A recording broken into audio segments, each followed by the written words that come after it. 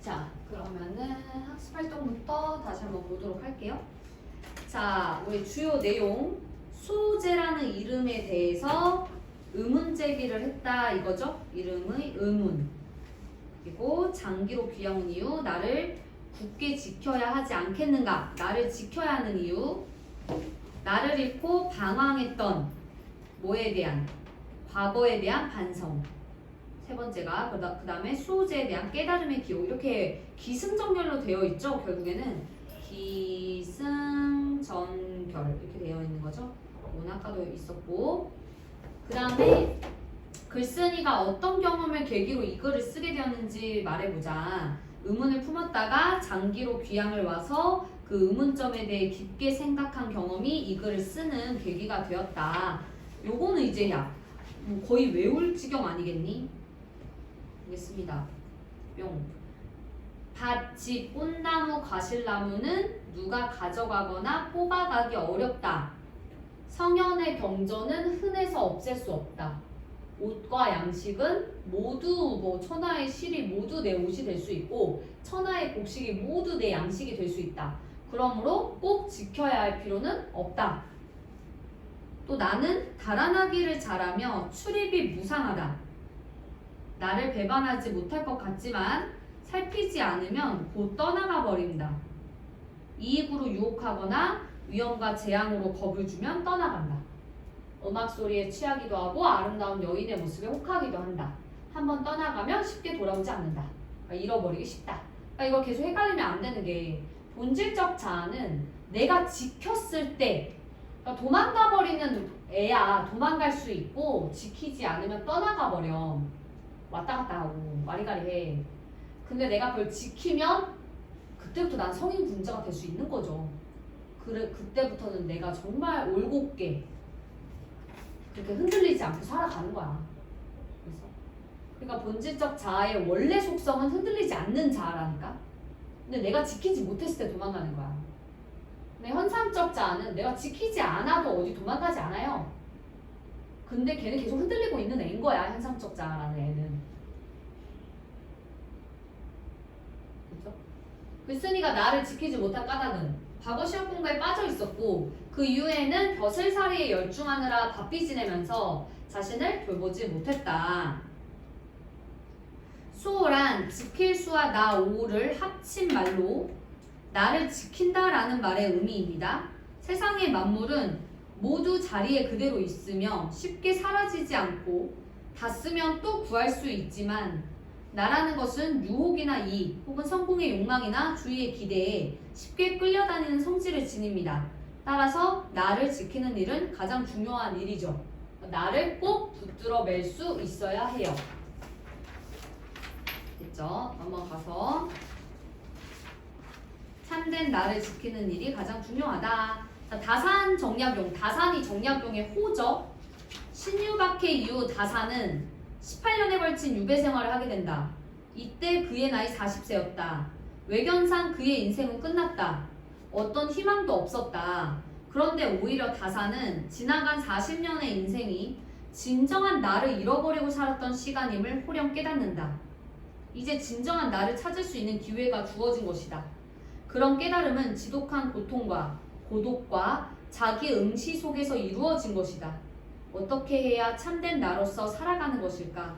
그 답을 향해 가는 과정이 이후 그의 삶이기도 하다. 진짜 아이러니하게도 유배라는 거는 좋은 일이 아니잖아. 되게 안 좋은 일임에도 불구하고 실제 정약용의 엄청난 학문적 성취와 저서는 유배 이후에 다 완성돼요. 그런 것들을 알 수 있는 거죠, 이게. 자신을 엄격하게 되돌아보고 진지하게 고민할 줄 아는 비판적 지식인의 모습을 발견할 수 있었다. 유배나 귀향이라는 곳에서 좌절하고만 살아가는 게 아니라 오히려 이것을 오히려 좋아. 약간 그런 느낌이죠. 자기 수양의 계기로 삼고 있다는 점에서 강인한 정신력을 지닌 사람이라고 할 수 있죠. 글의 끝부분에 인용된 맹자의 말이 이 글에서 어떤 역할을 하는지 생각해보자. 성현인 맹자의 말을 인용하여 수호의 중요성을 강조한 글쓴이의 주장에 대한 근거로 삼으면서 글의 설득력을 높이고 있죠. 맹자의 말을 인용해서 수호의 중요성을 강조한 글쓴이의 주장에 대한 근거로 삼으면서 글의 설득력을 높이고 있다. 대화를 통해 나의 생각이나 주관을 더 뚜렷하게 드러내기 위해서다. 현재 자신의 상황을 객관화하여 살펴봄으로써 스스로에 대한 성찰이 더 철저하고 명료해질 수 있다.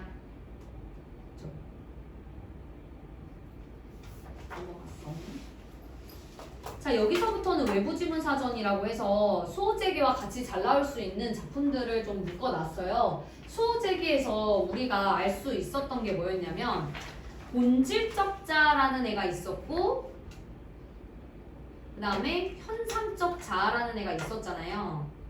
근데 다른 작품에도 이런 자아 분열이라는 것을 모티프로 많은 작품들이 쓰였거든요.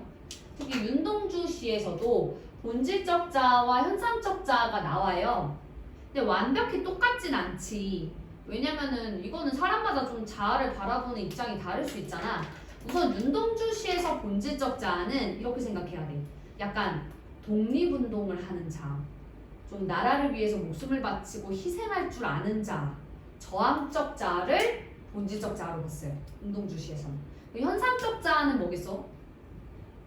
현실에 안주하고 일제감점 하에서 그냥 독립운동 안 하고 그게 부끄러운 자아를 여기서는 현상적 자아라고 했어요. 알겠어? 자, 그럼 봐봐. 창밖에 밤비가 속살거려 육첩방은 남의 나라. 그러니까 내가 일본에 유학을 와 있는 거야. 육첩방이라는 건 정말 조그만 방을 의미해요. 거기 자취를 하고 있는 거야, 일본에서. 시인이란 슬픈 천명, 하늘이 준 운명인 걸 알면서도 한 줄 시를 적어볼까? 땀내와 사랑내 포근히 풍긴 보내주신 학비 봉투를 받아 대학 노트를 끼고 늙은 교수의 강의를 들으러 간다. 생각해보면 어린 때 동무들 하나둘 죄다 잃어버리고 나는 무얼 바라 나는 다만 홀로 침전하는 것일까? 인생은 살기 어렵다는데 시가 이렇게 쉽게 써지는 것은 부끄러운 일이다. 그러니까 나는 지금 다른 친구들은 다 목숨을 바치면서 독립운동을 하는데 나는 혼자 일본에 와서 유학을 와가지고 강의를 듣고 있잖아요. 그런 자신에 대해서 부끄러워하고 있는 거야. 그래서 나는 무얼 바라 나는 홀로 이렇게 가라앉는 것일까. 그래서 이때 나는 현실적 자아, 현상적 자아가 되어 부끄러운 자아. 육첩방은 남의 나라 창밖에 밤비가 속살거리는데 등불을 밝혀 어둠을 내몰고 시대처럼 올 아침을 기다리는 최후의 나. 여기서부터는 갑자기 전환이 돼요. 등불이 뭐겠어? 저항의지 같은 걸 의미하죠. 등불을 밝혀서 어둠을 내몬대잖아. 그러니까 등불이라는 거는 저항의지, 극복의지가 되고 어둠이라는 것은 일제강점기를 의미한단 말이야. 일제강점 하에 시련과 고난 같은 걸 의미하는 거죠. 그러면은 내가 저항의지를 가져서 이 일제강점하의 시련과 고난을 내몰고 시대처럼 올 아침을 기다리겠대잖아. 여기서의 아침이 바로 광복을 의미하는 거겠죠. 꼭 오고야마는 광복. 아침 안 올 수 없잖아. 그것처럼 무조건 올 아침을 기다린다 이거지. 여기서 최후의 나가 바로 이게 여기서 현실적 자아가 현상적 자아랑 같은 말이고 이상적 자아가 본질적 자아랑 같은 말이야. 알겠죠? 그래서 이 나는 부끄럽지 않은 이상적인 본질적인 나잖아요. 등불을 밝혀서 어둠을 내몰고 광복을 기다리는 나니까 당당한 자아잖아. 그러니까 이상적 자아.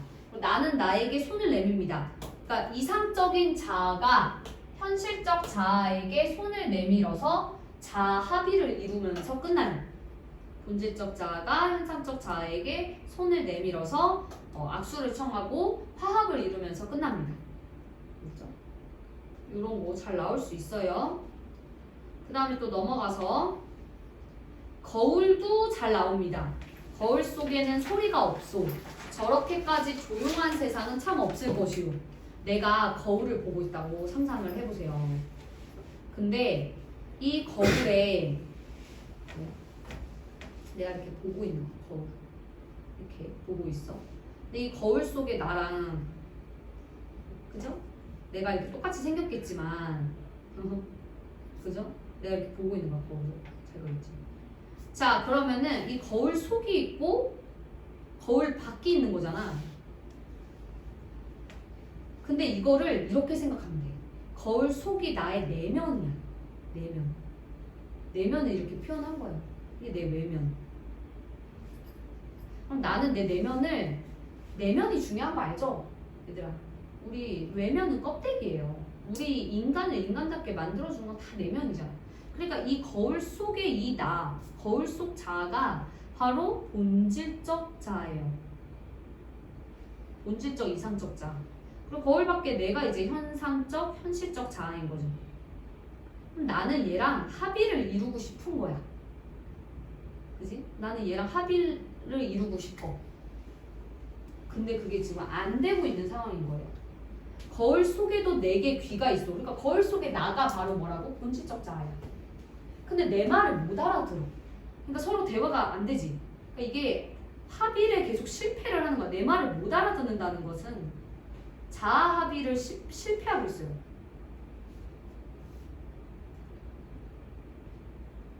거울 속에 나는 왼손잡이요. 그러니까 이거 되게 천재 같지 않니? 여러분들 거울하고 악수할 수 없는 거 아니죠? 같은 손을 내밀잖아요, 이렇게. 그러니까 악수가 안 된다는 것에서 착안을 해서 화해가 안 된다. 내 악수를 받을 줄 모르는, 이것도 마찬가지죠. 자아 합의의 실패를 이렇게 표현한 거야. 거울 때문에 나는 거울 속에 나를 만져보지를 못하는 구류마는 거울이 아니었다면 내가 어찌 거울 속에 나를 만나보기라도 했겠소?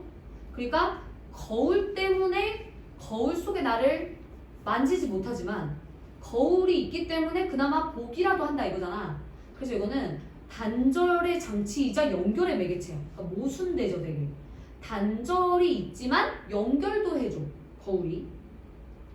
나는 지금 거울을 안 가졌소만은 거울 속에는 늘 거울 속에 내가 있어. 이건 자아 분열이 심화되는 거야. 자아 분열이 너무 심해졌어 이제는. 내가 거울을 안 봐도 거울 속에 내가 혼자 살아 숨쉬는 느낌이야. 그리고 마지막에 뭐라 그래? 나를 근심하고 진찰할 수 없으니 퍽 섭섭하고. 그래서 실패로 끝난 거예요. 이 작품은 자아 합의를 이루지 못했습니다. 앞의 작품하고는 다르게. 그래서 분열된 자아로 인한 고뇌와 갈등. 그래서 지금 쉽게 쓰어진 시에서는 현실적 자아와 이상적 자아가 화해하면서 끝나요. 근데 거울은 자아 분열로 끝나버려. 그러니까 수호제기랑도 이거 같이 생각해보면 수호제기는 어쨌든 결국은 나를 붙잡아서 본질적 자아를 지키게 됐잖아. 잃어버렸다가. 그러니까 쉽게 쓰어진 시랑 비슷한 거죠. 근데 거울은 결국은 못 붙잡았어요. 자아 분열로 끝나는 거죠. 세 개가 같이 나올 수도 있는 거지. 진짜 어렵게 나오면. 알겠어? 그런 식으로 그 문제가 나올 수도 있다는 거. 그 다음에 또 다른 고향을 또 가볼게요. 운동주 거죠. 또 고향에 돌아온 날 밤에 내 백골이 따라와 한 방에 누웠다. 근데 이 백골은 현상적 자아예요. 현상적 자아. 그러니까 여기서 따라왔다고 하니까 본질적 자아라고 헷갈리시면 안 돼요. 여기서 이 백골은 없어져야 할, 여기서는 약간 뭐라지? 갈고 닦아야 하는 자아예요. 우리가 뼈를 깎는 고통이라고 그러잖아. 예를 들어 니네가 아침에 맨날 일어나서 공부한다고 생각해봐. 내가 학교를 9시까지 가야 되는데 내가 한 새벽 5시에 일어나서 공부한다고 하면 되게 힘들죠. 그런 게 뼈를 깎는 고통 아니야? 맞잖아. 그러니까 여기서 백골이라는 건 그런 걸 의미해. 내가 뼈를 깎아야만 발전하는 거잖아. 그래서 이 백골은 깎아야 해. 그래서 모자란 자아야. 아직 현상적 자아. 그래서 이 현상적 자아 이 백골을 풍화작용을 합니다. 풍화작용이 뭐야? 깎아내는 거잖아. 깎아내는 거야. 근데 그러면서 울어. 왜? 이게 고통이잖아. 이게 뼈를 깎는 고통이라니까 이게. 정말 말 그대로 뼈를 깎고 있잖아. 그러니까 내가 그게 힘드니까 우는 거야. 쉽지는 않지. 너희들도 맨날 새벽 5시에 일어나서 공부한다고 생각해봐라. 가끔 막 울고 싶을 거야. 그런데 너 일어나서 아유 어떡하든 이렇게 하는 거죠. 그랬을 때 내가 진정으로 원하는 자아가 바로 아름다운 혼입니다. 이게 본질적 자아, 이상적 자아. 그러니까 결국에 내가 이 자아를 위해서 백골을 깎는 거예요. 그러니까 우리가 현상적 자아인 그 수호제기를 생각해보면 현상적 자아인 내가 본질적 자아를 잃어버리고 혼자 있다가 본질적 자아를 붙잡아서 함께 했죠. 그런 과정하고 좀 비슷하게 여기서는 현상적 자아를 좀 갈고 닦아. 그래서 결국은 본질적 자아, 이상적 자아를 뚜렷이하기 위한 거라고 보시면 돼요. 완벽히 1대1로 대치가 되진 않아. 왜냐면 이건 다른 작가의 다른 글인데 연결해보면 그런 식으로 말할 수 있다는 거야. 여기서 지조 높은 개랑 어둠을 짓는 개는요, 나를 깨달음을 주는 존재들이야. 각성의 매개체라고 그러거든. 얘네들은 나한테 정신 차려! 이렇게 하는 애들. 이 개들은 그래서 나한테 깨달음을 주는 존재들. 그러면서 백골 몰래 아름다운 또 다른 고향으로 가자라고 했어요. 그러니까 이것도 현상적 자아를 버린다는 뜻은 아니고 현상적 자아를 갈고 닦아서 아름다운 혼이 있는 아름다운 고향으로 가겠다라고 얘기를 하는 겁니다. 그렇게만 알아두시면 되겠고, 그 다음에 넘어가서 길. 얘도 잘 나와요. 뭔가 잃어버렸대. 뭘 잃어버렸겠어? 뭘 잃어버렸어? 본질적 자아를 잃어버린 거죠. 본질적 자아를 잃어버린 거야. 잃어버렸습니다. 본질적 자아를 잃어버렸습니다. 무얼 어디다 잃어버렸는지 몰라 두 손에 호주머니를 더듬어 길에 나갑니다. 그러니까 계속 찾는 거야. 돌과 돌과 돌이 끝없이 연달아 길은 돌담을 끼고 갑니다. 담은 쇠문을 굳게 닫아 길 위에 긴 그림자를 들이우고. 그러니까 찾기가 쉽지가 않아. 길은 아침에서 저녁으로, 저녁에서 아침으로 통했습니다. 돌담을 더듬어 눈물 짓다 쳐다보면 하늘은 부끄럽게 푸릅니다. 얘 정서가 지금 부끄러움이 있는 거잖아. 자아 성찰이 있다 이거야. 풀 한 폭이 없는 이 길을 걷는 것은 담 저쪽에 내가 남아있는 까닭이고, 그러니까 나는 결국 담 저쪽에 나를 찾기 위한 거였어요. 이게 바로 내가 찾아 헤매던 본질적 자아죠. 내가 잃어버린 거가 지금 본질적 자아고, 이 길을 찾아 헤맨 것은 계속해서 은호야! 정찰을 빨리! 이거 나올 수 있다고 했지? 담 저쪽에 내가 남아있다라는 거, 이 담 저쪽에 나를 찾는 까닭인 거야. 나올 거야, 외부 하나는 수호제기에서. 좀 차려야지. 결국에 내가 이 길을 걷는 것은 나를 찾는 거라고. 이 나가 뭐라고? 본질적 자아라고. 내가 사는 것은 다만 잃은 것을 찾는 까닭입니다. 이 내가 뭐겠어요? 현상적 자아 아니겠습니까? 본질적 자아를 잃어버린 나잖아. 이게 가장 비슷해 어떻게 보면. 현상적 자아. 그럼 잃은 것이 바로 본질적 자아. 알겠어? 이건 나올 가능성이 굉장히 높습니다. 됐죠? 자, 그 다음 넘어가서 참외록. 참외록도 비슷하게 볼 수 있거든요. 자, 파란 녹이 낀 구리 거울에 내 얼굴이 남아있는 것은 이다지도 욕될까 치욕스럽다 이거거든. 그래서 이때 내 얼굴은 현상적 자아예요. 부끄러운 자아. 처음에 구리 거울 속의 내 얼굴은 치욕스러운 현상적 자아야. 나는 나의 참회의 글을 한 줄에 줄이자. 그래서 이 현상적 자아가 참회를 하겠다 이거야. 참회, 반성을 하겠다는 거야. 반성. 그러면서 이게 뭐냐면 밤이면 밤마다 나의 거울을 손바닥으로 발바닥으로 닦아보자. 치열한 자기 성찰.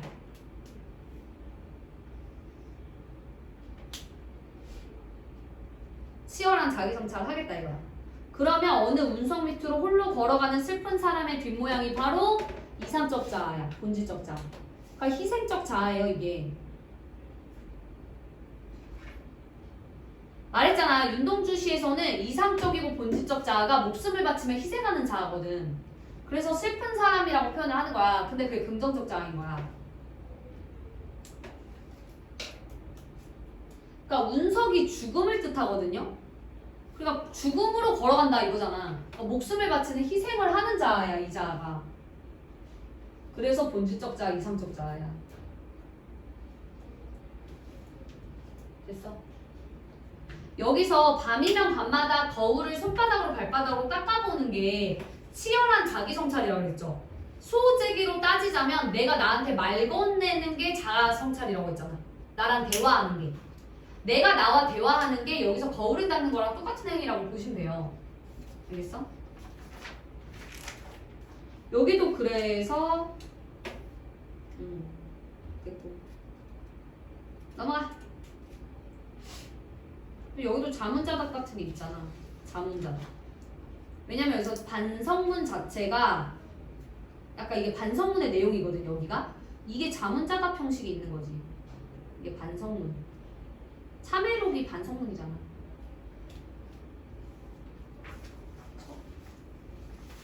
됐고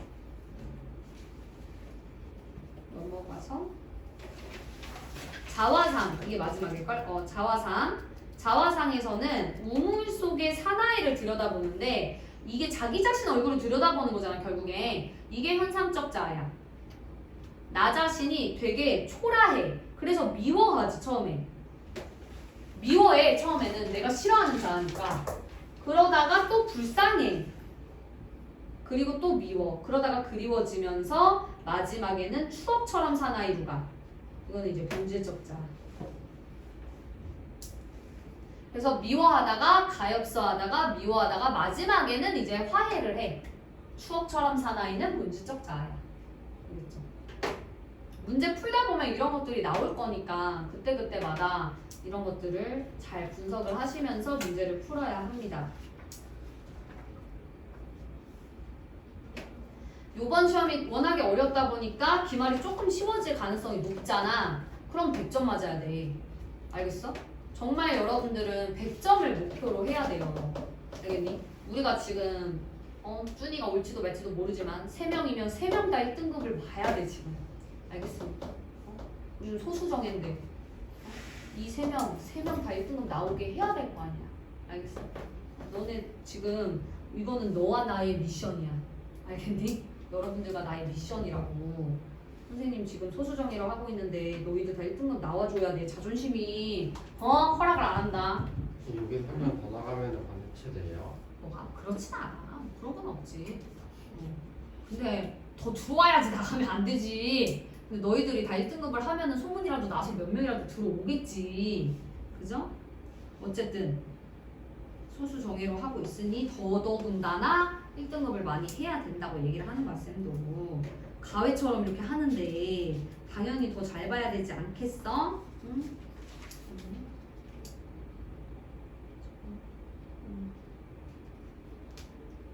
그러면은 초신성을 본문까지만 나가자. 초신성을 본문까지만 나가고 숙제는 근데 소재기만 낼게요. 초신성은 본문까지만 나가고 다음 시간에 좀 아니면 초신성 절반 정도까지만 하자.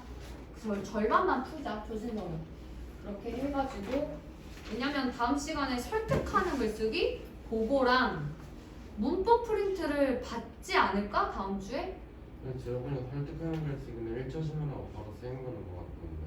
아? 1차 말하고? 1차 시간하고 바로 쓰인 거는 것 같던데. 아 근데 어쨌든 들어간다고 했으니까 우리도 수업을 하면 되고 그래서 다음 시간에는 초신성 좀 복습을 하고 설득하는 글쓰기 하고 문법을 좀 들어갔으면 좋겠는데 문법을 교과서로 안 한다니까 걔가 문제다. 할것 같던데. 근데 그러면은 마지막에 할 것 같다고 해도 그럼 그 사이에 뭐가 또 있어야 될 거 아니야. 이 세 개가 끝은 아닐 거 아니야. 소호재기랑 초신성이랑 설득하는 글쓰기 이 세 개가 끝이라고? 그럴 일 없잖아. 능동적 글쓰기 영훈이 그거? 그 맞는지 모르겠는데. 응. 우리 말씀하셨던 것 같아. 뭐 들은 거 없어? 나무야 너 들은 거 없어?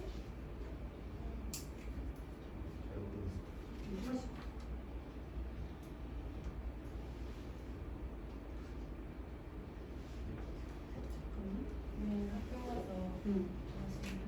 한번 물어봐. 이게 문법을 한글맞춤법을 한다 그러면은 심플한데 갑자기 품사 뭐 이런 걸 한다고 하시니까 그거는 교과서에 없잖아. 저 한글만 좀 봤는데. 한글맞춤을 한다 그랬다고? 네. 한다고 그랬잖아. 쟤는 안 한다고 그랬대. 한다고 그랬는데. 한다고 그랬대요? 그게 이번 1학기 기말고사 때? 그건 언제? 저희 그 수행평가 안내하기 전에 응. 쌤이 말씀해 주셨는데 이번 시험 처음에는 한글만 좀 해요. 문법을. 품사 얘기는 뭐야 그러면? 너 품사 얘기 들은 거 없어? 나 뭐? 풍사 얘기했죠? 어? 오늘 풍사 얘기했던 거 품사 얘기했던 거 같아? 선생 아무 없었는데. 야 그럼 내일 가서는 물어봐봐. 한글맞춤 들어가냐고 한 번만 더 물어봐. 저도 한번 물어보세요. 그래 한번 물어봐. 그것만 명확해져도 내가 미리 교재를 만들 수 있단 말이야. 근데 능동적인 글쓰기 이런 거 없어. 없나 봐요. 없어. 설득하는 글쓰기밖에 없잖아 지금. 능동적인 글쓰기가 없는데. 한글 맞춤법이 들어가는지 안 들어가는지만 명확하게 알아오셔야 될 것 같아. 그러면은 쌤이 교재 만드는데 더 수월할 것 같거든. 우선 초신성 좀 해보겠습니다. 이거는 어쨌든 초신성 부분은 독서 과정을 성찰하면 책 읽기라는 단원과 함께 공부를 할 수밖에 없어서 읽기 목적, 읽기 전 활동, 읽기 중 활동, 읽기 후 활동 이런 것들을 좀 나눠서 공부를 할 수 있어야 돼요. 도서관과 같은 조용한 장소. 그러니까 지금 보면 남학생은 소설책을 읽고 비평문을 쓰고자 한대요. 여학생은 그냥 이거는 흥미로, 재미로 읽고 싶대요. 우선은 남학생 같은 경우는 과제를 위해서 좀 깊이 있게 독서를 해야 돼요. 그러니까 정독이나 미독을 해야 할 것이다. 그러니까 미독이라는 것도 진짜 음미하면서 뭔가 깊이 있게 읽는 거예요. 정독도 마찬가지고. 그러면서 중요한 부분은 메모를 하고 필요하다면 두세 번 읽어야 돼요. 이런 거 쓰려면. 깊이 있게 이해하기 위해 작가의 다른 작품을 찾아 읽거나 이 작품을 분석한 논문들도 읽어주거나 이것까지 해줘야 되죠. 근데 이렇게 여학생처럼 편안하게 읽으려면 그냥 편한 장소에서 편안한 자세로 읽어도 돼요. 즐거움을 느끼기 위해 책을 읽는 것이기 때문에 맛있는 거 먹으면서도 봐도 되고 음악 들으면서 봐도 되고 즐거운 분위기를 조성하는 것도 좋겠죠. 그러니까 이제 읽기 목적에 따라서 읽기 방법이 달라진다는 게 중요한 거야. 다음은 초신성의 후예가 수록된 책의 표지이다. 잘 살펴보고 읽기 목적과 글의 특성을 생각하며 읽기 전 활동을 해보자. 하늘을 잇는 천문학자의 우주 인생 그리고 과학 이야기. 천문학자가 들려주는 일상 속 우주의 비밀. 우리는 우주를 밑거름으로 하여 만들어진 생명. 우주에서 온 우리 자신을 알기 위해 우주를 보라. 뭐 이런 식으로 지금 신문에서 이런 식으로 타이틀을 좀 줬죠.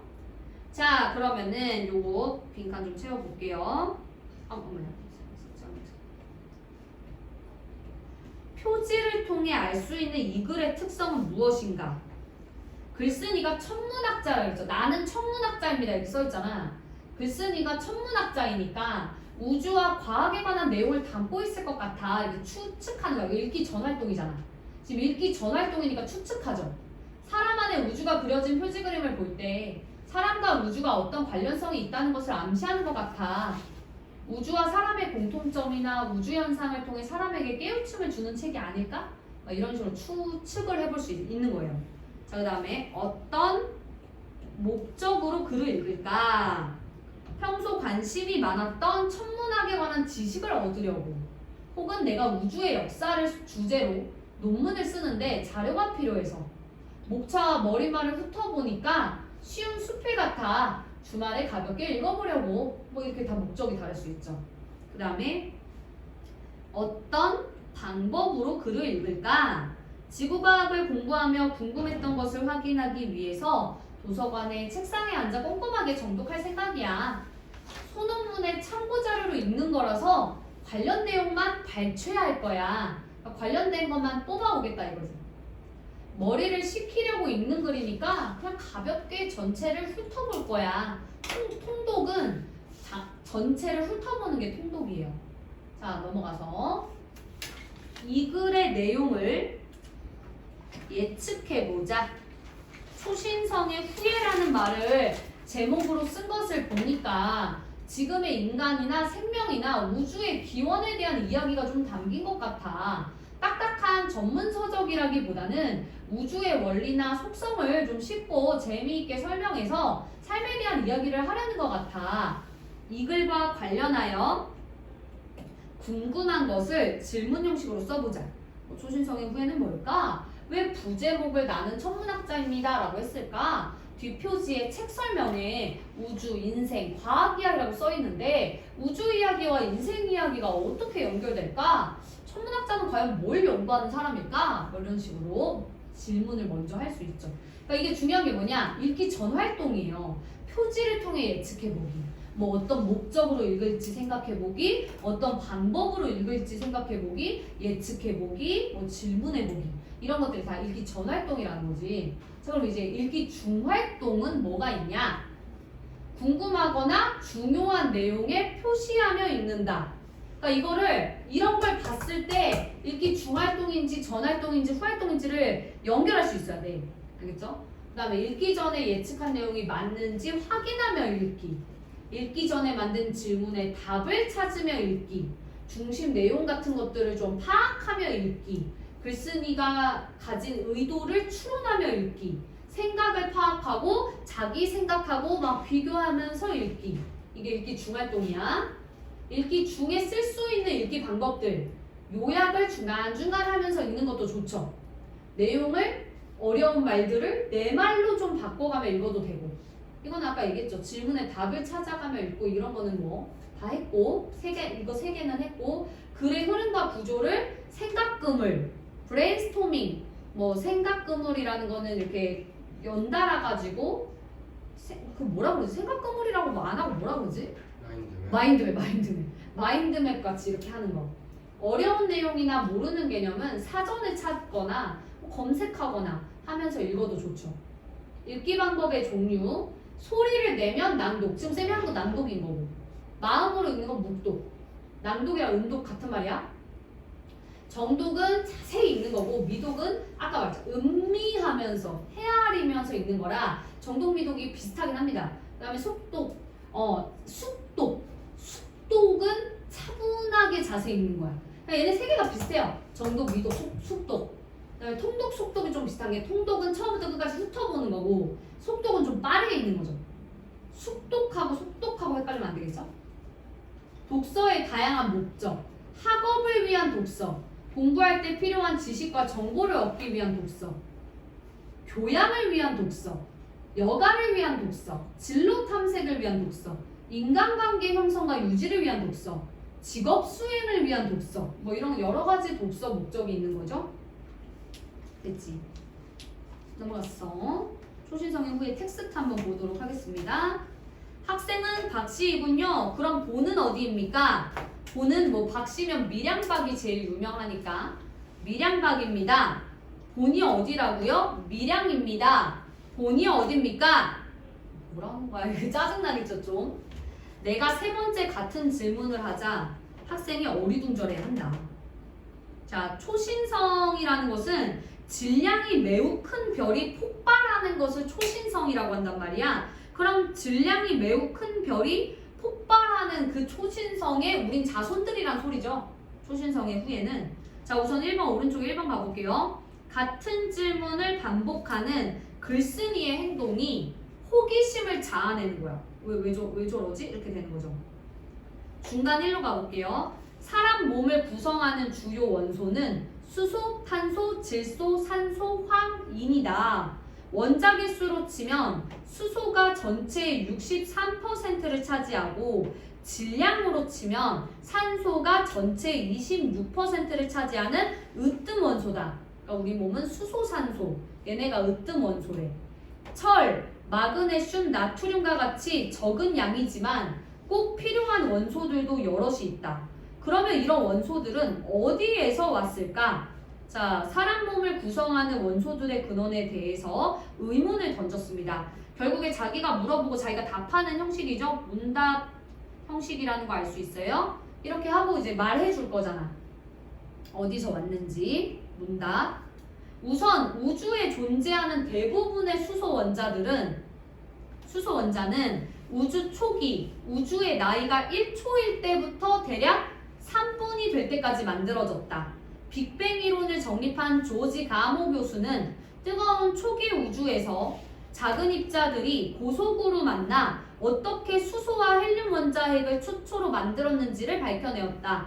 우리 몸의 핵심 요소이자 기구를 띄우기 위해 종종 집어넣는 기체이고 미래 자동차 연료로 주목을 받고 있으며 우주 전체 물질 질량의 70%를 차지하는 수소는 우주 초기 처음 3분간 만들어져 온 우주에 고루 뿌려진 후 오늘날 우리 몸속에 자리 잡게 되었다고 현대 우주론에서는 이해한다. 자, 오른쪽에 3번 우주가 태초에 폭발로 발생하였다는 이론이 빅뱅 이론이죠. 수소는 우리 몸의 핵심 요소이자 기구를 띄우기 위해 집어넣고 미래 자동차 연료로 주목을 받고 있고요. 우주의 질량 70%를 차지하고 있어요. 근데 이 수소가 우주 초기 3분 동안 만들어져서 우주 곳곳에 뿌려져서 우리 몸에도 수소가 아까 원자계 수로는 63%를 차지하는 으뜸 원소라 그랬죠? 그거까지 얘기를 했어요. 그러면 수소와 헬륨보다 무거운 원소들은 어디에서 만들어졌을까? 탄소, 질소, 산소는 태양과 같은 작은 별에서 만들어졌다. 우리 은하 내에는 태양과 같은 작은 별이 약 1000억 개 존재하고 보이는 우주 내에는 우리 은하와 같은 은하가 또 1000억 개 이상 존재한다. 1000억 곱하기 1000억 해야 되는 거죠. 그러니까 말도 안 되는 그 개수가 존재하는 거예요. 작은 별들은 뜨거운 중심부에서 수소를 핵 융합 발전해 빛을 만드는데 그 과정에서 헬륨이 만들어져요. 그러니까 수소가 원래부터 먼저 있었던 거잖아. 그럼 작은 별은 이 수소를 뜨거운 중심부에서 핵 융합을 해서 헬륨을 만들어요.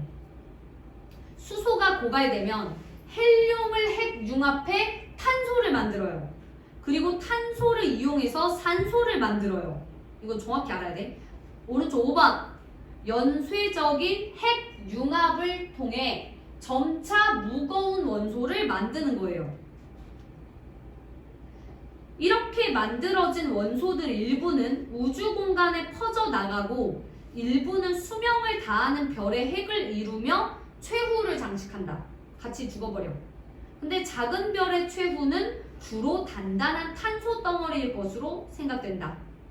다이아몬드를 특별히 좋아하는 사람들은 죽은 별을 탐사해보길 원한다. 다이아몬드가 탄소로 되어 있죠.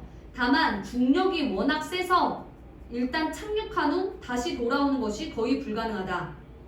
왜냐면 너네 그 인터스텔라 봤어요? 영작을 꼭 보셔야 돼. 인터스텔라에서 그 지구가 인터스텔라가 그거잖아. 전제가 지구가 망했어. 그러니까 다른 별을 구해야 돼. 인류가. 그래서 탐사를 가는 게 인터스텔라의 배경인데 그래서 이제 인류가 살 수 있을 만한 별들을 탐사해야 돼요. 근데 후보별이 있었어. 그 별이 인류의 그러니까 인류는 아니고 생명이 있다라는 그 신호가 온 거야. 근데 그 별에 가면 중력이 너무 세서 중력 세면 어때요, 여러분? 물리 안 해, 물리? 물리 안 하냐고. 중력이 세면 시간이 빨리 가죠. 그러니까 거기를 갔다 오면 이미 지구는 막 30년 지나 있는 거야. 그래서 거길 갈까 말까 고민을 겁나 해요. 거기 탐사대가. 그래도 가봐야 될 거 아니야. 그래서 결국에 한 명을 우주선에 놓고 2명이 가요. 근데 이건 솔직히 난 말이 안 된다고 생각하는데 그렇게 해서 그 2명이 거기에 한 몇 분만 있다 와도 몇 년이 지나가는 거야. 그래서 목표를 몇 분을 삼고 갔어요. 근데 거기서 사고가 나버려. 그래가지고 몇 분만 생각했는데 한 30분이가 있다 와버린 거야. 근데 왔는데 27년이 지나가 있어.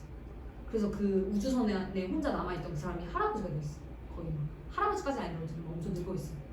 그리고 나서 그 남자 주인공이 그 뭐죠? 딸이 있었는데 딸이 할머니 되고 막 이래. 그러니까 여기서 말하는 것도 그거야. 이렇게 중력이 센 곳에 갔다가 돌아올 수가 없는 거야. 다 죽어 있을 거니까 사람들. 알겠어? 그 얘기를 하는 거죠. 그래서 그곳에서 그냥 다이아몬드와 함께 평생 살아야 한다는 점은 미리 알고 탐사에 나서야 한다. 산소보다 더 무거운 황, 인, 마그네슘, 철 등은 태양보다 대략 10배 이상 무거운 별에서 만들어졌다. 얘들아 우리 작은 별에서 만들어진 거 뭐뭐뭐였지? 헬륨, 탄소, 산소까지는 작은 별에서 만들어. 근데 산소보다 더 무거운 황, 인, 마그네슘, 철은 더 무거운 별에서 만들어져. 무거운 별들은 작은 별들보다 짧고 굵은 삶을 살아. 작은 별들이 100억 년 가까이 살 수 있는 것에 비해 큰 별들은 1000만 년 정도로 짧게 살지만 워낙 중심부가 고온으로 올라가기 때문에 산소보다 무거운 원소들도 연료로 쓸 수 있고 그래서 훨씬 다양한 핵융합을 통해 황, 인, 마그네슘, 철 이런 것들이 만들어지는 거야. 그리고 그걸 만든 후 무거운 별들은 초신성 폭발이라는 걸 한다. 근데 이 초신성 폭발을 통해서 원소가 흩뿌려져. 전 우주에. 자, 오른쪽 우리 안 채운 거 있죠? 6번에 과학 원리를 활용하여 흥미를 주기 위한 내용을 서술했다. 다이아몬드 별의 사르라는 거는 흥미 있잖아요. 다이아몬드의 주성분이 탄소죠.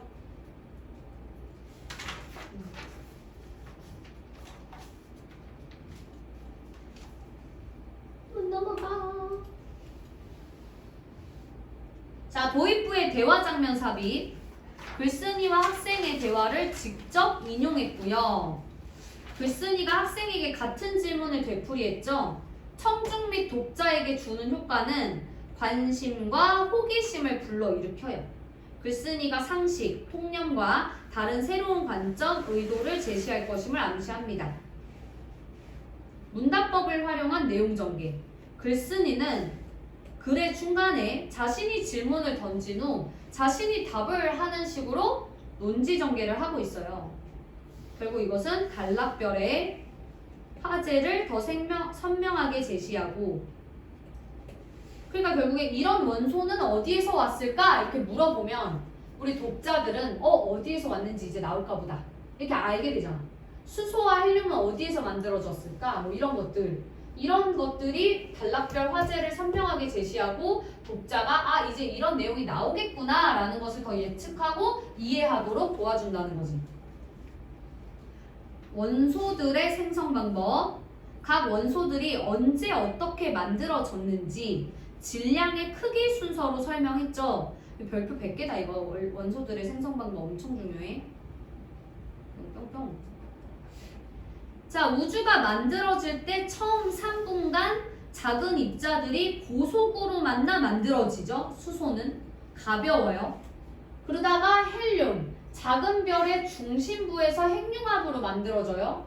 그리고 작은 별에서 헬륨을 핵융합해 탄소를 이용해서 산소가 만들어지죠. 황, 인, 마그네슘, 철 등은 무거운 별의 고온의 중심부에서 다양한 무거운 원소들을 핵융합해 만들어져요. 철이 가장 마지막에 만들어지는 것 같긴 해요. 철까지 만들어진 후에 초신성 폭발한다고 했으니까. 됐지? 넘어갈게. 중간 2입니다. 큰 별이 초신성 폭발과 함께 일생을 마감할 때 일부 물질은 그 폭발의 잔해인 블랙홀이나 중성자별 안에 갇히지만 대부분은 우주 공간으로 환원된다, 돌려준다는 뜻이죠. 환원, 돌려줘, 나눠줘. 만일 초신성이 자기가 만든 귀한 원소들을 우주에 나누어 주지 않는다면 어떤 일이 일어날까? 그 후에 태어난 젊은 별은 초기 우주가 만든 수소와 헬륨 등 극히 단순한 원소 이외에는 갖지 못한 채 태어날 것이다. 태양도 예외가 아니다. 초신성이 원소들을 우주에 나누어 주지 않았다면 태양계에선 생명체가 나타날 수 없었을 것이다. 우주 전체로 보면 무기물 우주가 된다. 우주가 시작하고 팽창하고 별과 행성이 만들어지고 은하가 탄생하고, 하지만 평화로워 보이는 우주엔 이렇게 무기물 이외에는 다른 어떤 숨쉬는 것도 있을 수 없다. 생명이 없는 우주가 되는 것이다. 얘들아, 여기서 어떤 숨쉬는 것도의 생명을 연결해주세요. 이렇게. 결국에 우주에서 무기물은 존재하겠지만 유기물은 존재하지 않았을 거래. 결국 초신성 폭발은 우주의 생명 탄생에 결정적 역할을 했다는 거죠. 자, 오른쪽 1번. 생명체를 이루는 다양한 원소를 흩어지게 한 초신성의 역할입니다. 아직 2번 안 나왔구나. 1번만 우선 채우고 생명체 채우고 중간 3 다 읽고 채울게요. 결국 우리 몸속의 원소 가운데 수소는 초기 우주가, 그 외 다른 원소들은 모두 작고 무거운 별들이 제공했다. 작고 가볍고 또 크고 무거운 별들이 제공을 했다. 특히 산소보다 무거운 원소들은 대부분 태양이 태어나기 전, 그러니까 약 46억 년 전 어느 날 이 근처에서 살다가 초신성 폭발과 함께 생을 마감한 이름 모를 어느 거대한 별이 만들었을 가능성이 크다. 즉 70억 지구 인구는 결국 모두 한 별의 흔적을 공유하고 있는 것이다. 그러니까 뭐냐면 우리가 지구가 태양과 가까이 있잖아요. 그런데 이 태양이 만들어지기 전에 어떤 큰 별이 초신성 폭발을 해서 결국에 어떻게 되는 거야? 약 46억 년 전 어느 날 이 근처에서 살다가 초신성 폭발과 함께 생을 마감한 이름 모를 어느 거대한 별이 이 무거운 원소들을 만들었을 가능성이 커. 근데 그 근처에 우리 지구가 있는 거죠. 그러니까 70억 지구 인구는 그 거대한 별의 흔적을 함께 공유하고 있다고.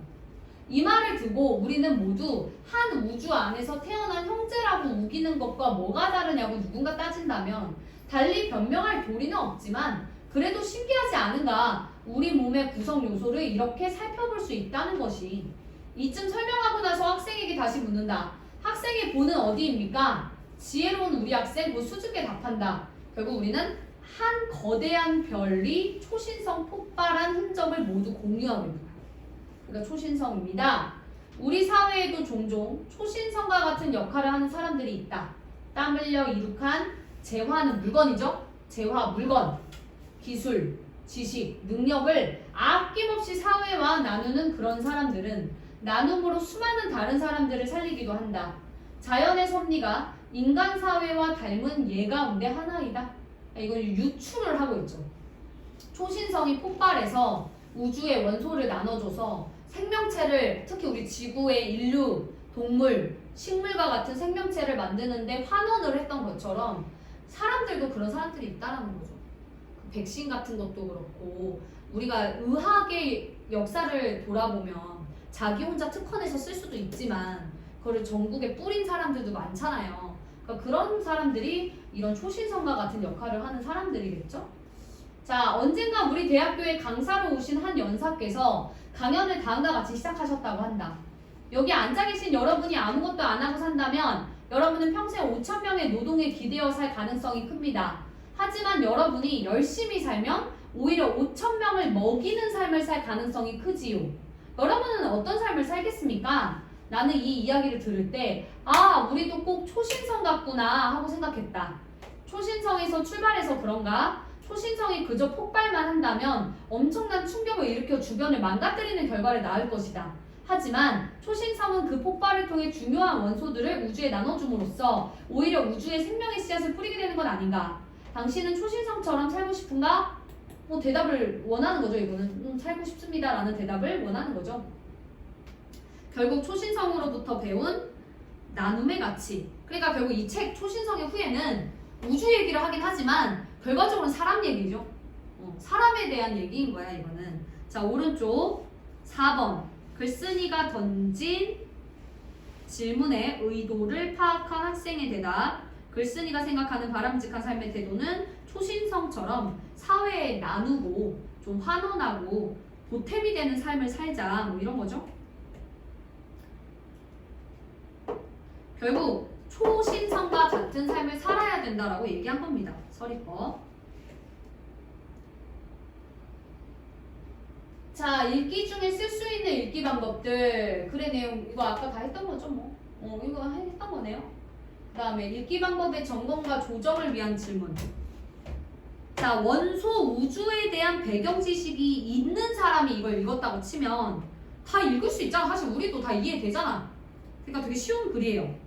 근데 천문학에 대한 지식을 얻고자 했다. 어느 정도 얻을 수 있죠. 우주의 진화에 대한 과제 연구의 참고 자료를 얻고 싶었다면 그건 어울리지 않죠. 목적에 부합하지 않을 수 있죠. 지구과학을 공부하며 궁금했던 내용을 확인하기 위해 정독을 했다면 이 글은 그냥 과학 수필이야. 그래서 좀 가볍게 읽어야죠. 자, 넘어가서 이 글은 나의 읽기 목적과 수준에 적합한가? 천문학에 관한 지식을 얻으려는 목적으로 이 글을 읽기 시작했는데 그러한 읽기 목적에 부합하는 글이라고 생각한다. 글의 수준도 적절해서 어렵지 않게 읽을 수 있다. 그죠? 우주의 진화를 주제로 과제 연구를 하는데 참고할 자료를 얻고 싶었는데 기대할 만큼 과학 정보가 충분하고 전문적이진 않아요. 그래서 읽기 목적에 부합하는 글은 아니라고 생각한다. 자, 그쵸? 지구과학을 공부하면서 궁금했던 내용을 확인하기 위해 글을 정독했는데 이 글은 그냥 쉽게 읽을 수 있는 과학 에세이였다. 그래서 남은 부분은 가볍게 그냥 훑어보겠다. 휴식 삼아 가벼운 마음으로 통독하고 있는데 또 이렇게 생각할 수도 있죠. 내용이 그렇게 쉽지만은 않다. 다시 꼼꼼하게 정독하고 각 부분의 내용을 요약하며 읽어보려 한다. 자, 본은 어디입니까? 라는 질문의 의미. 글쓴이는 46억 년 전 초신성이 우주의 환원한 원소들 덕분에 인간이 태어났으므로 지구상의 인구는 모두 형제와 같다라고 얘기를 하는 거죠. 그래서 글쓴이는 본을 성씨나 씨족, 가족 정도가 아니라 인간과 생명체를 이루는 원소들의 기원으로 여겨서 말을 한 거예요. 초신성이 우주에 환원한 원소들 덕분에 인간이 태어났으므로 지구상의 인구는 모두 같은 본을 지닌 형제라는 것을 알게 하려는 의도죠. 자, 유추를 통한 주제 전달. 유추는 대상을 유사한 다른 대상에 기초해서 설명하는 방식이에요. 글쓴이는 인간의 바람직한 삶의 자세에 대해서 말하고자 초신성의 특성에 기초해서 유사한 사례를 갖고 온 거죠. 초신성은 자신이 만든 원소들을 우주에 나눠줘서 수많은 생명체를 탄생하게 했죠. 그것처럼 훌륭한 사람도 자신이 이룬 재화가 물건이라 그랬어. 물건, 기술, 지식, 능력을 다른 사람에게 공유를 해줌으로써 인류 발전의 역사에 도움을 준 거죠. 생명의 관점에서 본 초신성의 역할, 질량이 매우 큰 별이 초신성이 되기 전에 황, 인, 마그네슘, 철과 같은 무거운 원소를 만들어요. 그 다음에 철까지 만들고 나서 수명이 닿으면 초신성이 되어 폭발하고 생성한 다양한 원소를 우주에 뿌립니다. 그죠? 그럼 초신성이 없었다면 무기물만 남아서 생명체 자체가 만들어지지 못했을 것으로 보는 거죠. 여기 뭐냐? 25초까지 먼저 할게요. 이 글의 핵심어라고 생각하는 단어 3개를 골라 적고 그 단어를 사용해서 글의 중심 내용을 두세 문장으로 요약해보자. 핵심어 초신성. 초신성은 자신이 만든 원소들을 우주에 나누어 줌으로써 우주의 생명이 태어나게 했다. 우리 사회에도 마치 초신성처럼 자신이 노력해서 이룩한 것들을 아낌없이 나누는 사람이 있다. 그러한 이들의 삶이 많은 사람을 살리고 우리 사회를 발전시킨다. 예, 저는 초신성처럼 살고 싶습니다. 왜냐하면 혼자 많은 것을 소유하고 있을 때보다 내가 가진 것을 주변 사람에게 나누어 줌으로써 따뜻한 관계를 맺을 때 참된 행복을 느낄 수 있기 때문입니다. 예를 들어 장기룡 박사님 같은 분은 소외된 이들을 위해 자신의 의술로 평생 나눔과 봉사의 삶을 실천하셨고 한국의 슈바이처라 불리며 모든 이들의 존경과 사랑을 받았습니다. 저는 그러한 삶이야말로 아주 가장 행복한 삶이라고 생각합니다. 그러므로 저는 초신성처럼 살고 싶습니다. 됐죠? 그리고 이거 읽기 과정 점검하고 부족한 점 찾는 것도 항목은 알아야 돼요. 글을 읽는 목적과 글의 특성을 고려해서 적절한 방법으로 글을 읽었는가? 읽기 과정에서 자신의 읽기 방법이 적절한지 점검하였는가? 읽기 과정에서 어려움을 겪었을 때 읽기 방법을 조정했는가? 읽기 목적을 달성했는가? 이게 바로 전체를 성찰하는 질문이에요. 그래서 이 질문도 좀 알아두셔야 돼요. 이거 밑에는 그냥 읽어보시고. 자, 이거 별표다. 이거를 막 섞을 수 있다니까? 읽기 전, 글을 읽는 목적 확인하기, 책의 표지, 제목, 목차, 사파가 그림 같은 거 그거를 보고 경험과 배경 지식 활성화하기, 글의 내용, 이거 깨졌다 이거는. 글의 내용 예측해보기, 글의 내용에 관한 질문 만들기, 읽기 목적과 글의 특성을 고려해서 읽기 방법 선택하기까지가 읽기 전 활동, 읽기 중 활동, 그죠? 읽기 중 활동. 이게 있네. 글의 내용 타당 판단, 장면이나 글의 구조 머릿속에 그려보고 이런 것도 다 읽기 중 활동. 중심 내용을 파악하면서 읽는 것도 읽기 중 활동이야. 근데 전체 내용 요약하고 또 새로 알게 된 내용이나 깨달은 내용 정리하고 주제나 관점을 좀 비판해보고 대안을 찾아보고 연관 독서하기, 뭐 점검 및 되돌아보기 이런 거 읽기 후 활동이야. 그래서 어떤 항목을 보고 이게 전에 하는 활동인지 중에 하는 활동인지 후에 하는 활동인지를 알아야 돼요. 됐죠? 여기까지 우선 하고 잠깐만 쉬었다가 지금 정리하는 간단 확인 문제 풀어보도록 할게요. 전화 됐어요? 안 됐어. 안 됐어요?